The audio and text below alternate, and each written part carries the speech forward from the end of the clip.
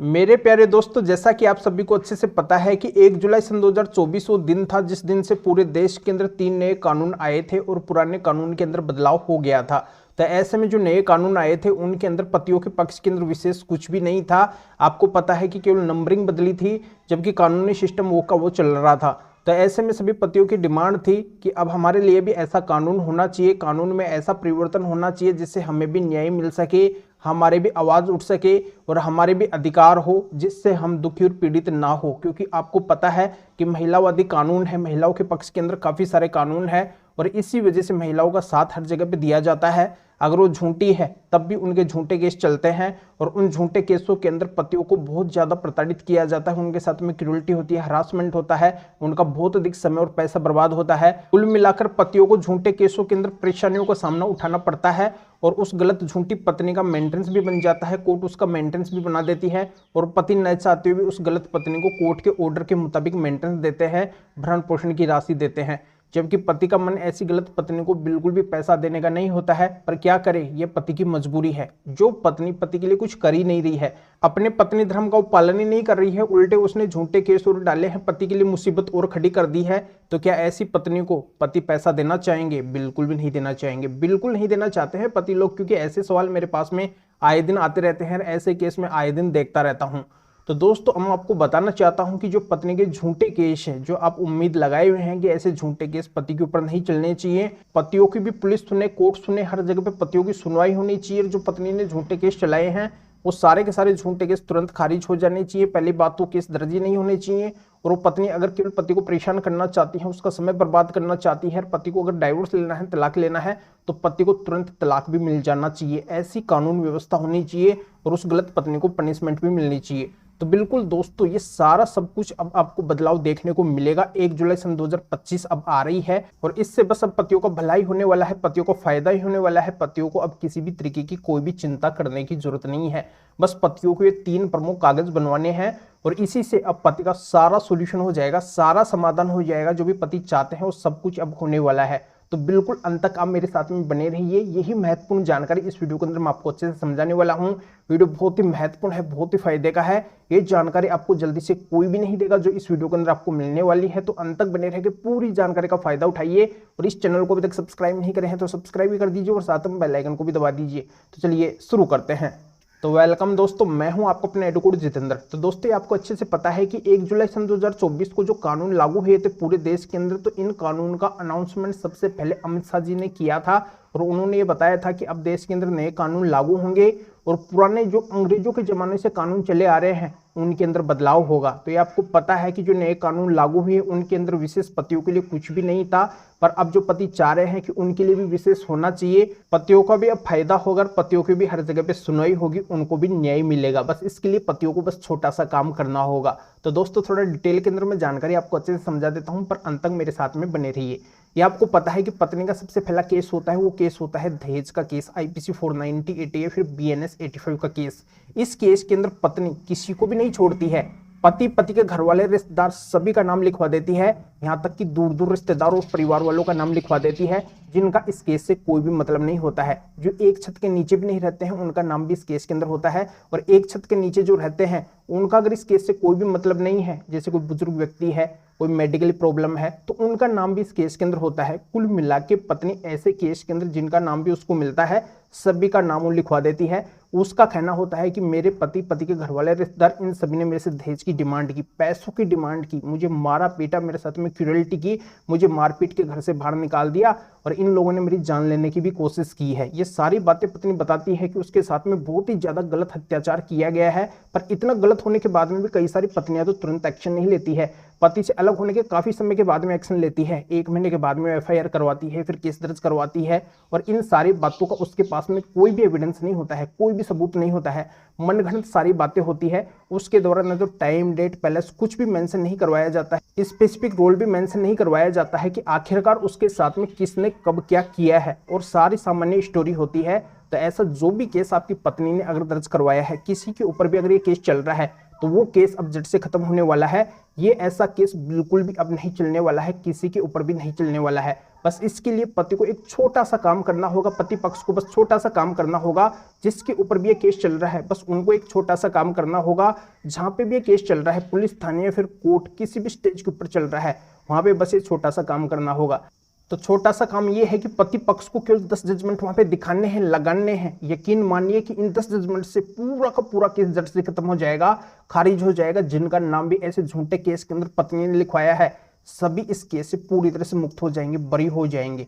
क्योंकि ये 10 जजमेंट माननीय सुप्रीम कोर्ट के स्पेशल जजमेंट है, जो आईपीसी 498, बीएनएस 85 और झूठे दहेज केस के अंदर पति पक्ष की पूरी तरह से रक्षा करते हैं। पति को कहीं पे भी दुखी नहीं रहने देते हैं। न तो पति को पुलिस परेशान कर सकती है, न गिरफ्तार कर सकती है, और न ही कोर्ट परेशान कर सकती है। केवल इन 10 जजमेंट के जरिए से पूरे पति पक्ष को ऐसे झूठे केस से मुक्ति मिल जाएगी, पूरी तरह से ऐसे झूठे केस से मुक्त हो जाएंगे। जिन भी पति पक्ष को आज तक इन 10 जजमेंट का पता था, जिन्होंने ऐसे झूठे दहेज केस के अंदर इन 10 जजमेंट का सहारा लिया है, केवल उन्हीं पति पक्ष को पूरी तरह से ऐसे झूठे केस से सफलता मिली है। अन्यथा आज भी पतियों को बिल्कुल भी सफलता नहीं मिली है। पर इन 10 जजमेंट के बारे में हर किसी को पता नहीं है और हर कोई बताएगा भी नहीं। जिनको पता है वो भी नहीं बताएंगे, पर मैं बताऊंगा कि आखिरकार ये 10 महत्वपूर्ण जजमेंट कौन से हैं। इनकी जानकारी आगे मैं बताऊंगा, पर अंत तक आप मेरे साथ में बने रहिए। अब दूसरे सबसे बड़े केस के बारे में बताने वाला हूं, जो पत्नी की साइड से किया जाता है, वो होता है भरण पोषण यानी कि मेंटेनेंस का केस। और मेंटेनेंस का केस पत्नी कई तरह से कर सकती है, जैसा कि आपको पता है कि 125 सीआरपीसी कर सकती है, बीएनएसएस के सेक्शन 144 का कर सकती है, जो भी नए कानून के अंदर आया है, एचएमए सेक्शन 24 का कर सकती है, या फिर डीवी केस के अंदर भी पत्नी मेंटेनेंस की डिमांड कर सकती है। पर वो पत्नी अगर वेल एजुकेटेड है, हाईली क्वालिफाइड है, वो ऑलरेडी जॉब कर रही है या फिर वो जॉब कर सकती है, जॉब को जानबूझ के छोड़ देती है मेंटेनेंस लेने के लिए, वो शारीरिक रूप से सक्षम है, केवल मेंटेनेंस के भरोसे वो बैठी रहती है, या फिर बिना कारण के अपने पति से अलग रहती है, तो ऐसी पत्नी बिल्कुल भी अब पति से मेंटेनेंस नहीं ले सकती है। जबकि ऐसी पत्नियां भी क्या करती है, पति से मेंटेनेंस लेने के लिए वो मेंटेनेंस का केस फाइल करती है, और ऐसी पत्नी का भी कोर्ट के द्वारा मेंटेनेंस बना दिया जाता है, उसका मेंटेनेंस भी लगा दिया जाता है। तो ये पति के लिए सबसे बड़ी दुख की बात होती है कि फिर ये हमारे साथ में न्याय कैसे हुआ। जो पत्नी खुद ही सक्षम है, खुद वेल एजुकेटेड है, खुद अपना भरण पोषण कर सकती है, उसको किसी से भरण पोषण की राशि लेने की जरूरत नहीं है, या फिर पत्नी बिना उपयुक्त कारण के ही हमसे अलग रह रही है, तो फिर उसका मेंटेनेंस हमारे ऊपर क्यों थोपा जाए। तो बिल्कुल ये सारा मेंटेनेंस अब आपके ऊपर नहीं लगेगा, किसी भी केस के अंदर नहीं लगेगा। अगर आपकी पत्नी ऐसी है तो बिल्कुल आपको उसको भरण पोषण की राशि नहीं देनी पड़ेगी। बस ऐसे भरण पोषण के केस के अंदर भी आपको क्या करना है, माननीय सुप्रीम कोर्ट, हाई कोर्ट के बहुत ही महत्वपूर्ण मेरे पास में 10 जजमेंट है, जो आपको ऐसे मेंटेनेंस केस से बचाएंगे, पत्नी को भरण पोषण की राशि देने से बचाएंगे। ऐसी पत्नी को आपको भरण पोषण नहीं देना पड़ेगा। इन 10 जजमेंट को ले जाके आप जहां पे भी केस चल रहा है मेंटेनेंस का, उसके अंदर लगा देना, कोर्ट को थोड़ा कन्विंस कर देना, 1 रुपया भी आपको ऐसी पत्नी को मेंटेनेंस का नहीं देना पड़ेगा।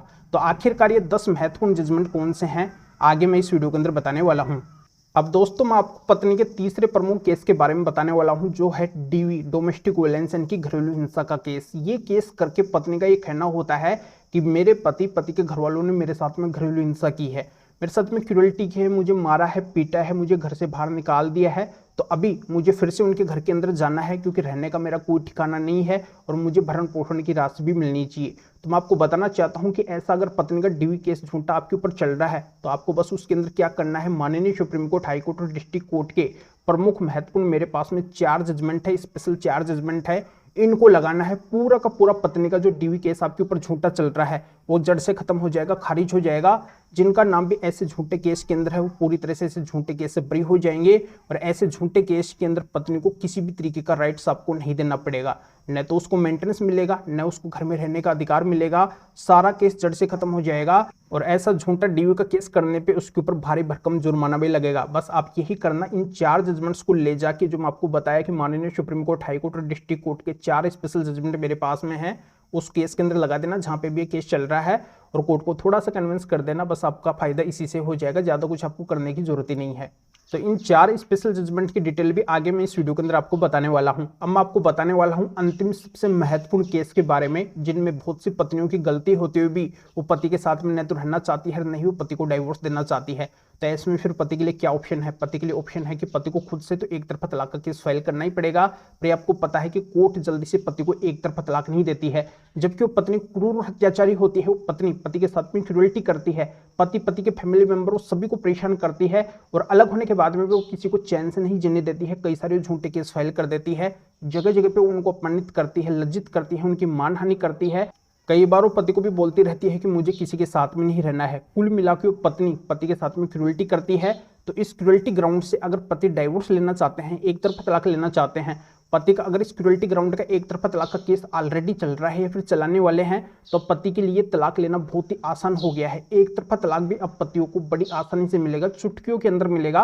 बस पति को एक छोटा सा काम करना होगा। छोटा सा काम यह है कि ऐसा पति का जो भी एक तरफा तलाक का केस चलता है, उसके अंदर पति को माननीय सुप्रीम कोर्ट के स्पेशल 6 जजमेंट लगाने पड़ेंगे जो क्रूरल्टी बेस पे पति पक्ष के अंदर आए हुए हैं। इन 6 जजमेंट्स को लगा के पति जैसे ही थोड़ा सा कोर्ट को कन्विंस करेंगे, तो बस कोर्ट उसी टाइम पे पति को डाइवोर्स दे देगी, तलाक दे देगी। पत्नी अगर खुद तलाक नहीं देती है तो पति को चिंतित होने की बिल्कुल भी जरूरत नहीं है। पति का अपने आप इस तरीके से ही एक तरफा तलाक हो जाएगा। तो ये स्पेशल 6 जजमेंट कौन से हैं, आगे मैं इस वीडियो के अंदर आपको बताने वाला हूँ। तो दोस्तों, आपके पक्ष के अंदर पता नहीं कानून तो कब बनेंगे, पर फिलहाल के लिए अगर आपको फायदा उठाना है तो ये स्पेशल ट्रिक अब आपको अपनानी पड़ेगी। आपके ऊपर जो भी केस चल रहे हैं, फिर आपके जो भी केस चल रहे हैं ऐसे, उनके अंदर आपको ये स्पेशल जजमेंट्स का सहारा लेना पड़ेगा और केवल इन जजमेंट से ही आप पूरी तरह से ऐसे केसों से मुक्त हो जाएंगे, बाहर हो जाएंगे और आपको ऐसे केस के अंदर पूरी तरह से सफलता मिल जाएगी। तो ये जानकारी आपको जल्दी से कोई नहीं बताएगा, पर मैं बता रहा हूं क्योंकि इससे ही केवल आपका भला होने वाला है। तो अभी अगर आपकी कोई भी डेट कोर्ट के अंदर चल रही है या फिर 1 जुलाई से चलने वाली है, तो उसके अंदर जाके आप इन सारे जजमेंट्स को लगा के पूरी तरह से ऐसे सारे केसों से मुक्त हो सकते हैं। इनके अंदर आप सक्सेस हासिल कर सकते हैं।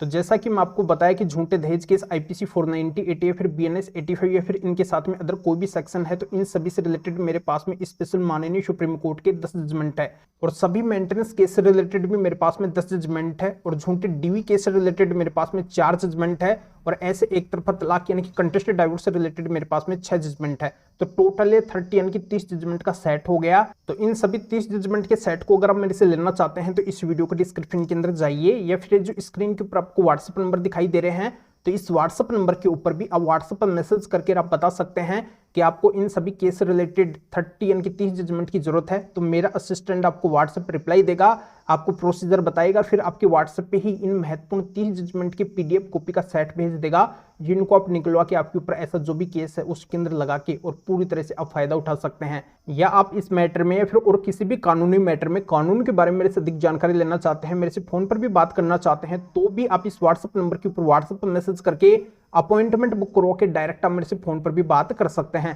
तो अभी आप इस वीडियो को लाइक भी करें और शेयर भी करें, जो और लोगों को भी इस कानूनी प्रोसीजर का पता चल सके, वो भी अवेयर हो सके और वो भी फायदा उठा सके। तो फिर आगे मिलेंगे आपके न्यू टॉपिक के साथ में।